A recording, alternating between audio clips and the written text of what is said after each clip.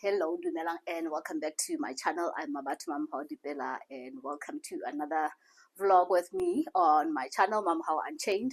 And yeah, I think the chain just makes sense today, considering the name of the channel. Yeah. But anywho, as I was saying, welcome back to another vlog, and today I will be bringing you a vlog from two provinces. I went to my village home last week, and I didn't do a lot of vlogging. I basically went there for the funeral and to support my sister. And yeah, I didn't do a lot of vlogging, but if you've watched my previous video, you know I got myself the Studio Delta cabinet. So I had to take it home with me over the weekend, and when I got home I just started styling it just to see how far I can get with it. It was sort of an unplanned trip, but because of the funeral it had to happen. So yeah, I did get started on that, so we will do a decorate with me on that part. And then for the other part of the video, we will do a little bit of work in the garden, a chit chat here and there. I got a little bit of help from how just to, get some little bit of work done in the garden and be outside. And we want to spend a little bit of time outside. So yeah, I just planted some flowers around the garden. So yeah, we will do a little bit of a chit chat. With me there's always something that I want to talk about, and I love to do it while I'm doing some work as well in the garden. So it's not just a sit down. I don't know how to do sit downs. I don't know, I'm weird when I do sit down.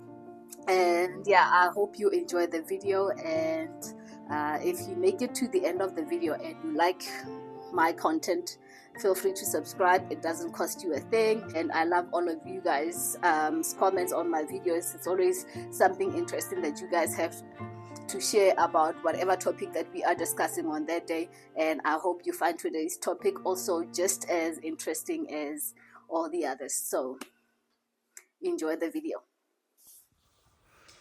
Good morning. I'm trying to get my morning coffee before I can go and get ready to go to the funeral.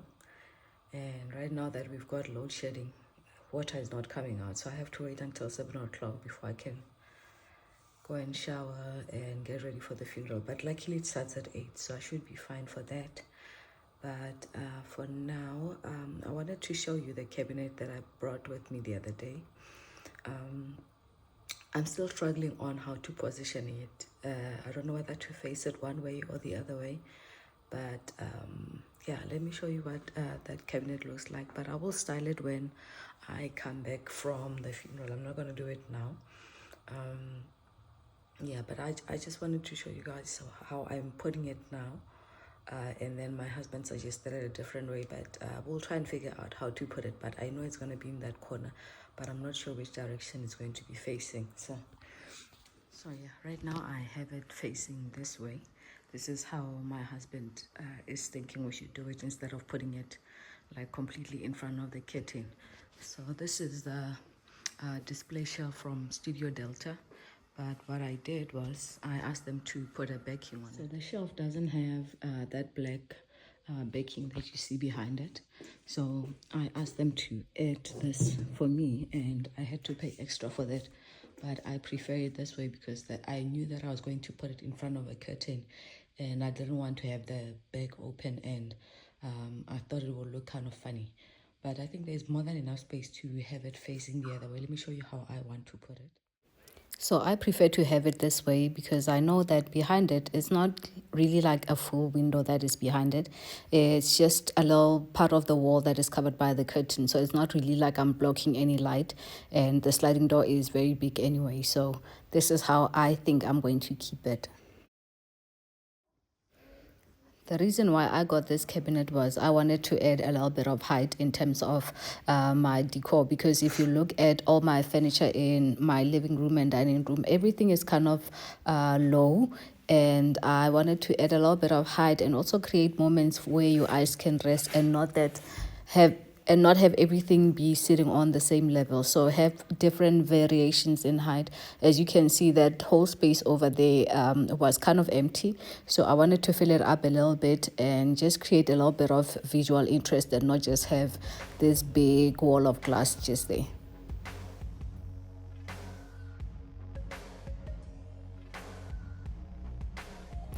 A lot of the items that I will be using you may have seen around my house. Every time I come home, I feel like I'm always bringing new decor items, and I'm always rotating stuff around depending on where I want to use them. So I'm starting off with this vase that I got from Chronicles a while back.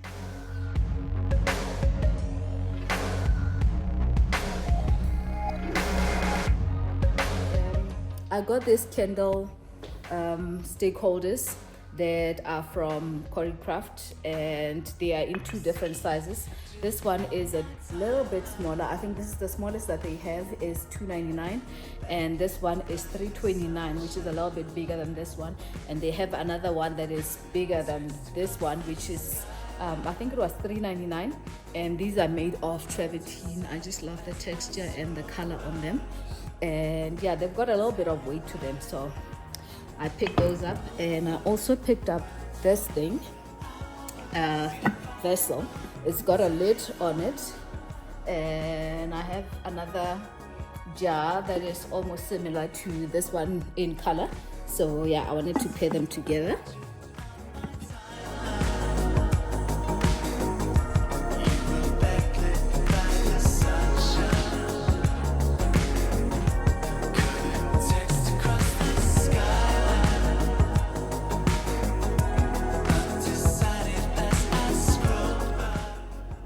As you can tell with the color scheme, I'm still keeping it very neutral with all the beiges, browns, and a little bit of terracotta, and mixing up the natural materials with the stones, the wood, and a little bit of grass. I am hoping to add a little bit of glass later, but I don't know. I will see when I get the chance and if I find anything that I like at the shops.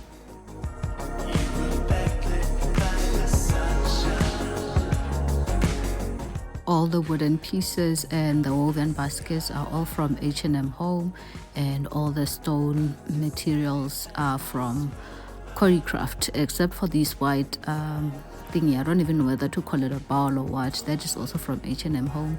And I love this shelf. This shelf is so versatile. If you wanted to use it to display pictures of your family, you can do that. And if you wanted to use it as a shelf for your books, you can also do that. And yeah, I'm slowly starting to buy decor books, and I think I will be switching up some of these items here, or adding onto them with some decor books as soon as I get them delivered and I get a chance to go to the village. And yeah, this is the salt and pepper shaker that I also got from H&M Home, and I love that I can have it next to the dining table, so that when I need it, I can just pick it up there instead of going to the kitchen.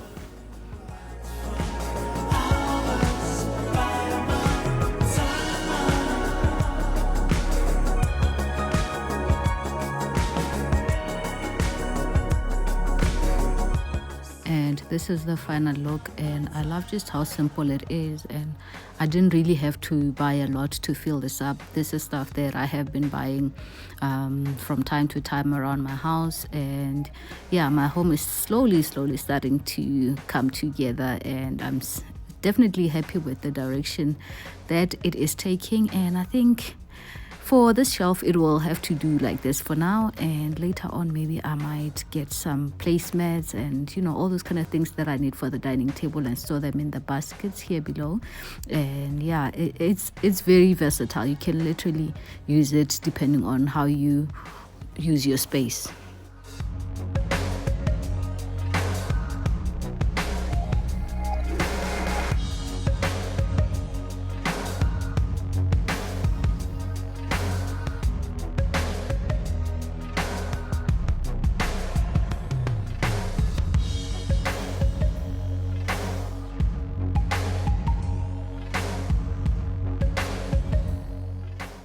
And this is the view that you get as you walk in through the door. I'm still waiting for the bench to come to sit underneath this picture.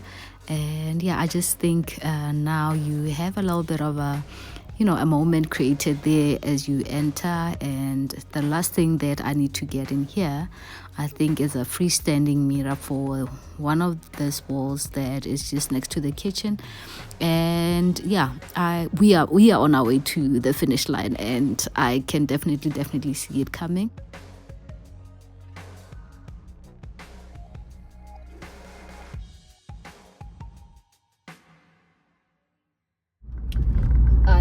way to Builders. I want to see if I can get some plants and plant them around my flower beds. And yeah, my garden is not looking as bright, and I want to add a little bit of color and some nice plants in there. So I think I'm gonna see if I can get some lavender and a couple of flowers that I can add. And this one is standing in the middle of the road, so yeah. But anyway, let's go to Builders and let's see if I can find anything that I like and anything that is on special and those kind of things. So yeah, it's spring, it's summer, and it's nice to have a garden that looks good. I probably should have done it before the end of winter, just to prepare for the spring. But me and gardens are really not a thing. I've seen a few people in the comments asking for me to do videos outside and those kind of things, but it's a little bit difficult for me because I don't have a green thumb per se, but I do like having a nice garden. So hopefully the plants that I plant now won't die. So yeah, let's go see what I can find in there.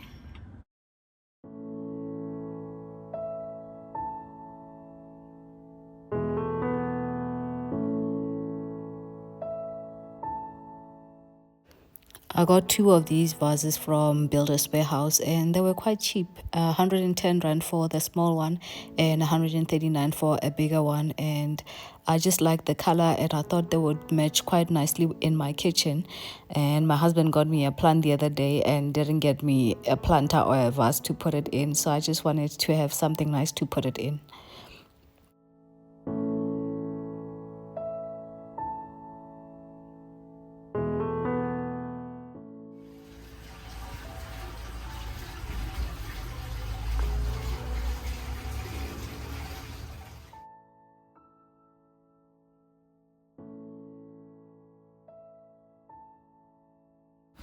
One thing I admire from my mother-in-law that I do not have is a green thumb. She is good at planting flowers and, vegetables and making them grow. For me, I have a few houseplants that I take care of. But other than that, I don't do a lot of work in the garden except for sweeping the yard every once in a while. But yeah, I love these flowers. They remind me of my younger days. My mom used to have them in her garden. And yeah, I learned a lot of lessons from my mother-in-law. Our relationship has grown leaps and bounds, and it took a lot of mending and bending and fixing, but it is a relationship that I hold very close to my heart, and I think it's a very important relationship to maintain and also keep it healthy for a daughter-in-law to be able to have a support system of, my mother-in-law in times of need, or just as a shoulder to lean on when times get hard, and also in the fun times.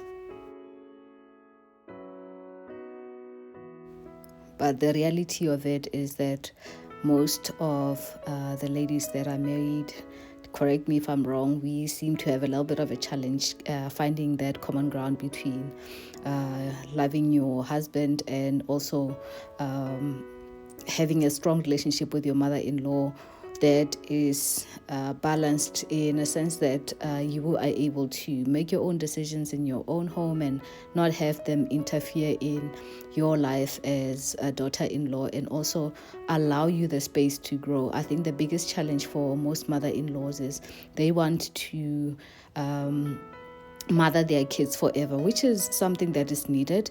But at some point we have to accept that your sons are grown, they are now husbands, they are now heads of their own houses, in their own rights, and they should be allowed to have the freedom to be adults.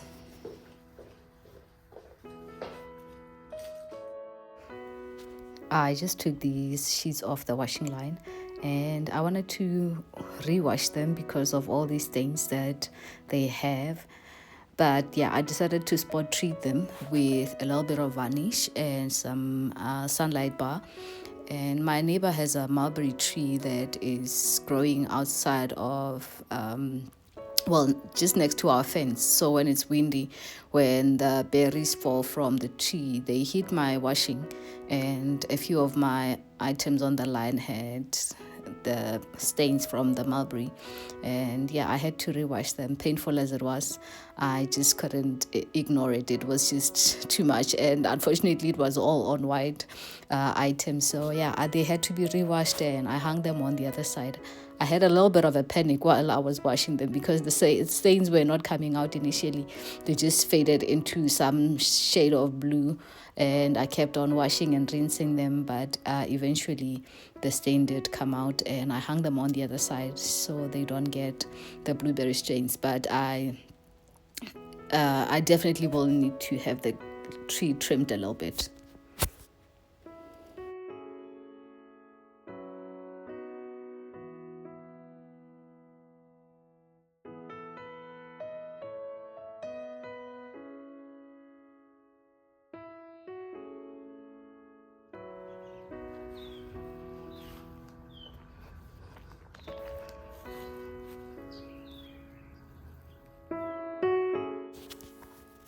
Today is Saturday and I woke up early. I wanted to get this little corner in my garden cleaned up. It has been a while since I sorted these plants out, and yeah, my gardener, I think he has tried whatever he could, but it's really not looking good. So I wanted to take out the spider plants that I planted a while back, and I also have a couple of agapanthus that really never did well in this corner. So I wanted to dig them out. I remember when my grandmother used to tell me stories about when she was new into marriage and all the challenges that she would have with her mother-in-law. And the one thing that really stayed with me was when she told me that whatever she was going through, she always remained kind to her mother-in-law. And in spite of everything that they may say about you, or they may point fingers at you, if you remain kind and respectful, it does not matter what they do. They will never take your integrity and your dignity away. And it can get very mean and nasty when it comes to the relationship between daughter-in-law and mother-in-law. But I think it is a relationship that is worth saving. And when you consider that you're probably going to be with your partner for the rest of your life, and you want their mother to be a part of their life, you don't want to be the one to come between your husband and his family. And I think there is more than enough place in his heart and in our lives to have space for a relationship with his mother and also with his wife, without having to choose between the two. So yeah, when it gets tough, Miguel, kill them with kindness. When they go low, you go high. You remain high, you maintain your dignity.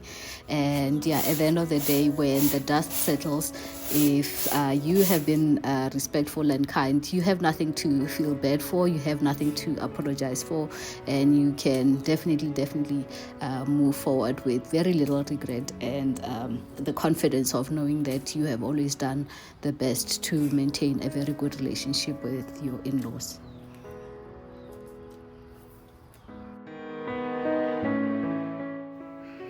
I think one of the things that we as young magotis in marriage that we lack, that I think is very important to have before you go into a marriage situation, is to have confidence within yourself. Not confidence as in, when you talk about how you look and those kind of things. No, just being confident within yourself as a woman and in your capabilities as a wife and also as a partner. That, when you go in there, like I've said many times, when I've talked in my cooking videos, that they will come for you, whether it's about the cooking, whether it's about the cleaning. You need to be confident in what you can and you cannot do, and what you're willing to accommodate and not accommodate. I think we let other people dictate how our relationships are supposed to be. But if you and your partner have a common understanding as to what you expect of each other, don't let other people be the ones to determine what happens within your relationship. A relationship is between two people, and when you start letting the third people give rules and orders on how your relationship should be, that is where it starts to get messy and chaotic. So learn to maintain that relationship, even with your mother-in-law, that it becomes a bond between the two of you and not with the sisters-in-law. That can be a separate relationship because you relate differently to your mother-in-law than you do to your sisters-in-law, and they also relate differently to their mother. So learn to separate relationships. Also maintain a good amount of boundaries, and always state your boundaries. If you see that with your actions they cannot stay within their boundaries, at some point you will have to have the difficult talk with your in-laws, whether it's with your mother-in-law or with your sister-in-law, to let them know your boundaries. And that is the only way to build healthy relationships. I think a lot of us are afraid to state our boundaries because we don't know how the next people are going to take it or not be willing to accommodate it. But believe you me, the minute when you state your boundaries and you stick by them and don't just say them, also show in your actions that this is not what I'm willing to tolerate within my relationships, and if you want to be in a relationship with me, this is how we're going to do it. Then it becomes an easier relationship to navigate.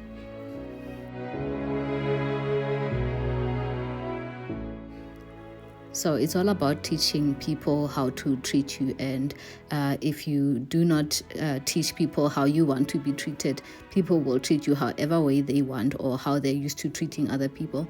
And if you tolerate it, then you definitely deserve it. Because relationships definitely take a lot of work. And if you don't work on how people relate to you or how you relate to people, you will definitely be, what do they call it? Pushed over. Mommy. Yes, babe. Is this really bad? Which one? This. What Okay. is this? This is good. Mario, you're making a mess, babe. Huh? You're making a mess.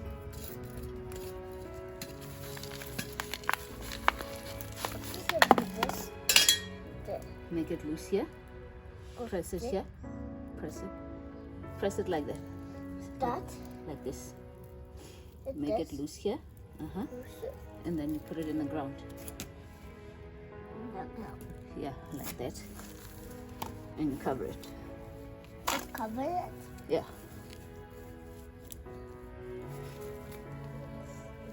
Mama, I know how to cover it. You know how to cover it? Yeah. Good. Mommy, this one will grow. Which one? This one. Let me know in the comments if you have a good relationship with your mother-in-law. Is it something that you had to work on?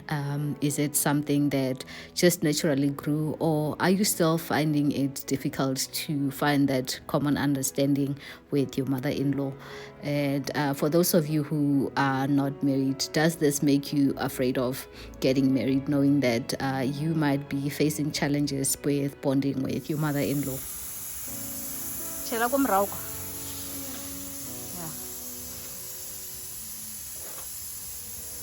And this side? Okay. Yeah. I think the biggest thing to do is to learn and understand that the two of you, your mother-in-law and yourself, are loving the same person. You just love them in different ways, and it will never be the same how you love your mother and how you love your wife. So when you get into difficult situations with your in-laws, you just have to extend them a little bit of grace. They are learning to trust you, and they want to learn to trust you, even though sometimes it comes from a place of fear. You might need to do a little bit of a convincing situation. Not that it's your job to convince them. I've never felt like it was my responsibility to convince anybody to think or to believe that they can trust me with my husband. But I think sometimes it comes from a place of fear because they've always treated your partner a different way, like as a child or as a brother. But now you come into this place where now you are taking preference in his life, as you should. But for them, it's a lot hard to accept that they are no longer going to be number one, or having all the luxury of access to him as they used to. And yeah, it's very difficult to navigate, but also simple at the same time. It's just that some people don't want to accept the reality of when your brother or your child is getting married, that they now move into a different phase of life.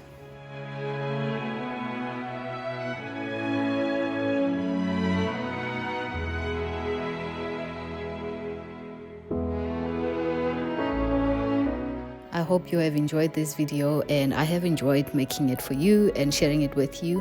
Hope to see you very soon on another video with me, Mamamohaureacts. Bye.